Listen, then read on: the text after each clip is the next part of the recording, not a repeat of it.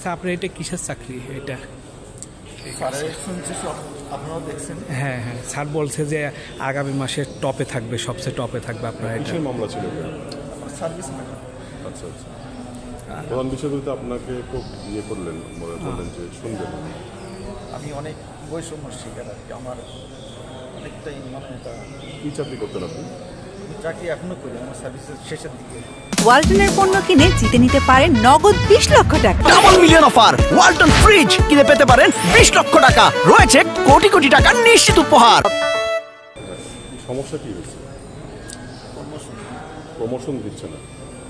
কবে থেকে আপনার প্রমোশন হচ্ছে? এটা ভাই পরে আমি ইয়ে করবো আপনার সাথে।